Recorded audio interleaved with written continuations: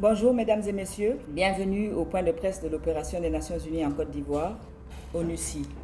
Je salue tous les auditeurs d'ONUCI FM qui nous écoutent sur toute l'étendue du territoire ainsi que nos lecteurs qui peuvent continuer de nous suivre sur le site internet de la mission www.onuci.org.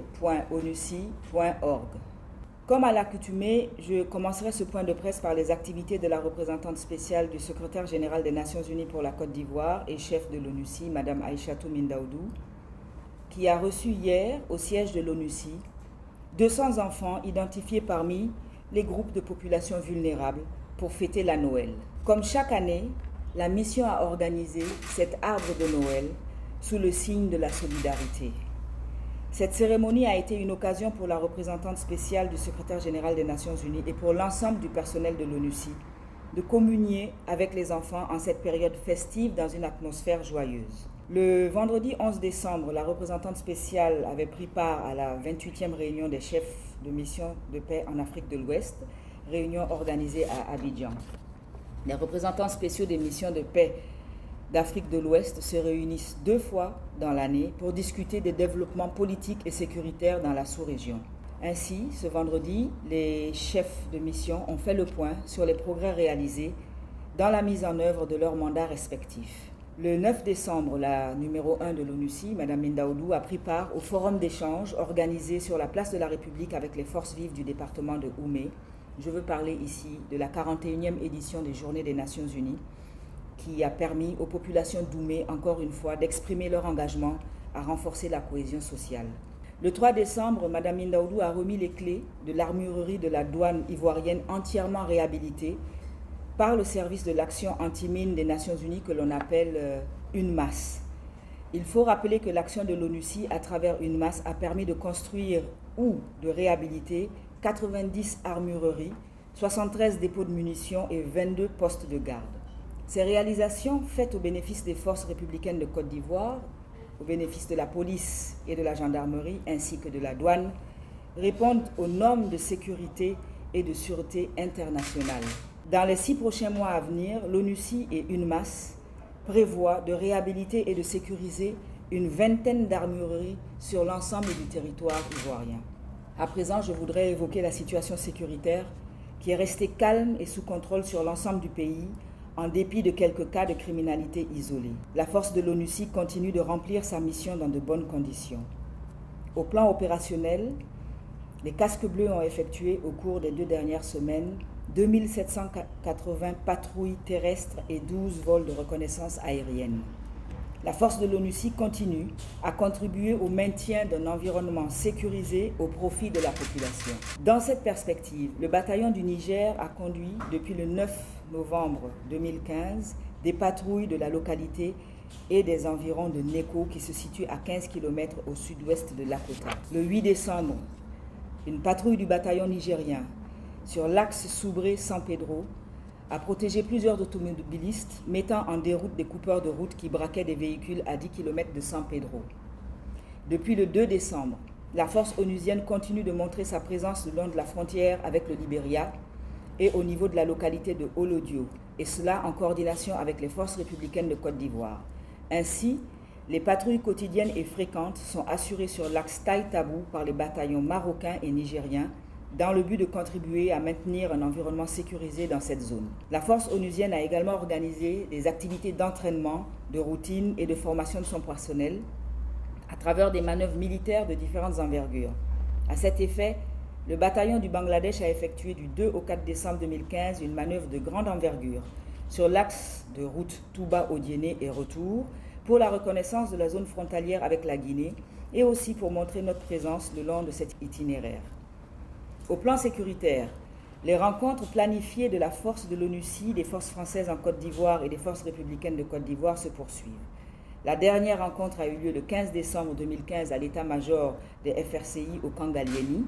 Elle a porté sur les actions conjointes menées dans le cadre de la sécurité. La prochaine rencontre est programmée pour le 12 janvier 2016 au quartier général de l'ONUCI à Sébroko. Enfin, au cours des 2 dernières semaines, les différents contingents de la force ont distribué 416 200 litres d'eau aux populations des localités qui font face à une pénurie d'eau.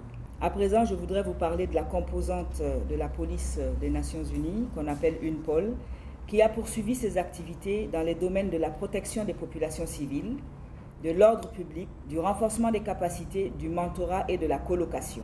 Du 2 au 15 décembre 2015, ainsi la police de l'ONUCI a effectué 1270 patrouilles simples UNPOL, 325 patrouilles mixtes UNPOL force locale et 262 patrouilles conjointes. UNPOL a développé ses activités dans les unités de police, de gendarmerie et des maisons d'arrêt sur toute l'étendue du territoire. Les colocations ont également continué, notamment lors des patrouilles mixtes et d'assistance au niveau des unités de police et de gendarmerie ivoiriennes. Comme vous savez, UNPOL fait aussi des activités de renforcement de capacité et sur la période du 2 au 14 décembre, la police onusienne a initié 12 sessions de formation et de mentorat destinées à 348 policiers et gendarmes ivoiriens.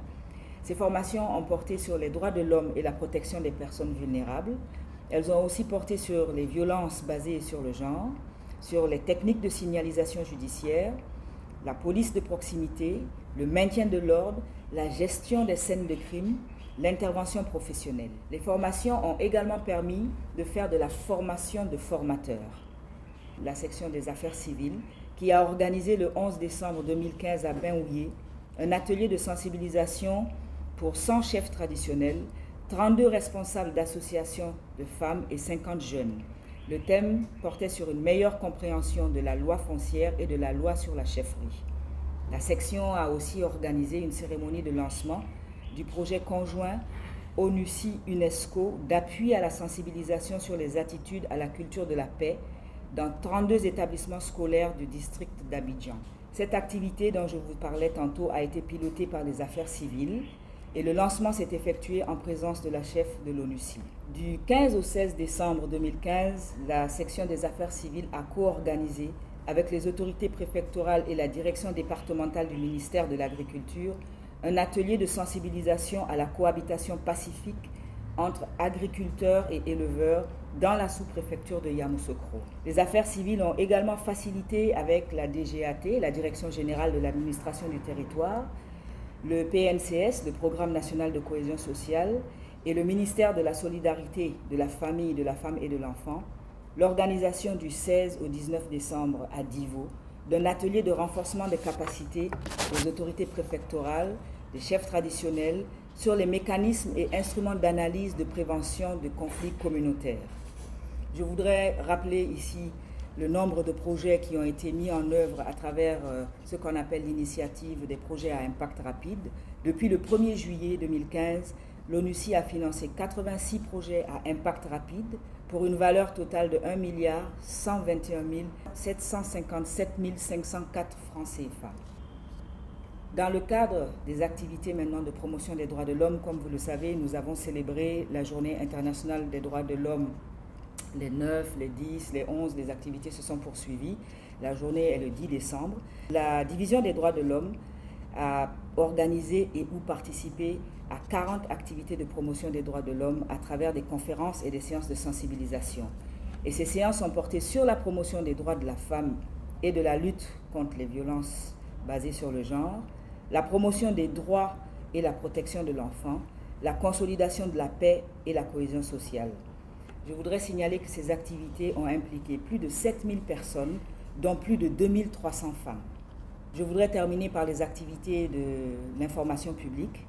Notre campagne de sensibilisation de proximité, qu'on appelle ONUCI Tour, mise en œuvre par le Bureau de l'information publique avec l'appui des différentes composantes de l'ONUCI, se développe parfaitement à travers plusieurs localités du pays.